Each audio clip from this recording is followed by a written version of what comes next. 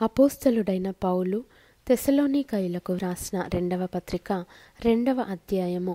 సహోదరులారా, ప్రభువు దినమిప్పుడే వచ్చియున్నట్టుగా ఆత్మ వలననైనను మాట వలననైనను మా యొద్ద నుండి వచ్చినదని చెప్పిన పత్రిక వలననైనను ఎవడైనను చెప్పిన ఎడల మీరు త్వరపడి చంచల మనస్కులు కాకుండా వలెననియు బెదరకుండా వలెననియు మన ప్రభువైన యేసుక్రీస్తు రాకడను బట్టియు మనము ఆయన యొద్ద కూడుకొనుటను బట్టియు మిమ్మును వేడుకొనుచున్నాము.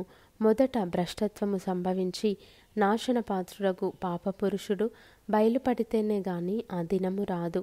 ఏది దేవుడనబడునో ఏది పూజింపబడునో దానినంతటినీ ఎదిరించుచు దానికంతటికీ పైగా వాడు తన్ను తానే హెచ్చించుకొనుచు తాను దేవుడనని తన్ను కనుపరుచుకొనుచు దేవుని ఆలయములో కూర్చుండును గనుక ఏ విధముగానైనను ఎవడును మిమ్మును మోసపరచనీయకుడి. నేనింకను మీ యొద్ద ఉన్నప్పుడు ఈ సంగతులను మీతో చెప్పినది మీకు జ్ఞాపకము లేదా?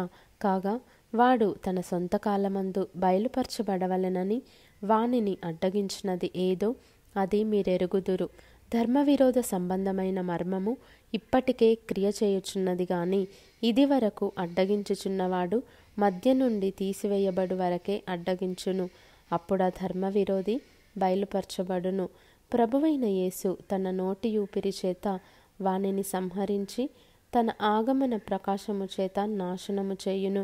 నశించుచున్నవారు తాము రక్షింపబడుటకై సత్య విషయమైన ప్రేమను అవలంబింపక పోయిరి గనుక వారి రాక అబద్ధ విషయమైన సమస్త బలముతోనూ నానా విధములైన సూచక క్రియలతోనూ మహత్కార్యములతోనూ దుర్నీతిని పుట్టించు సమస్త మోసముతోనూ నశించుచున్న వారిలో సాతాను కనుపర్చు బలమును అనుసరించి ఉండును.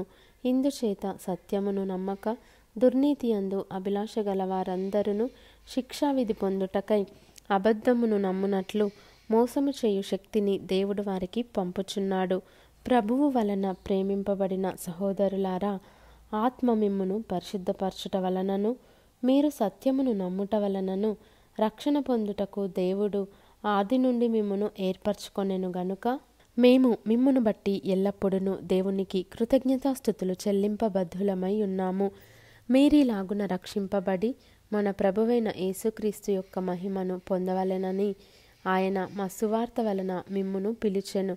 కాబట్టి సహోదరులారా, నిలుకడగా ఉండి మా నోటి మాట వలననైనను మా పత్రిక వలననైనను మీకు బోధింపబడిన విధులను చేపట్టుడి. మన ప్రభువైన యేసుక్రీస్తును మనలను ప్రేమించి కృపచేత నిత్యమైన ఆదరణయు శుభనిరీక్షణయు అనుగ్రహించిన మన తండ్రి అయిన దేవుడును మీ హృదయములను ఆదరించి ప్రతి సత్కార్యమందును ప్రతి సద్వాక్యమందును మిమ్మును స్థిరపరచునుగాక.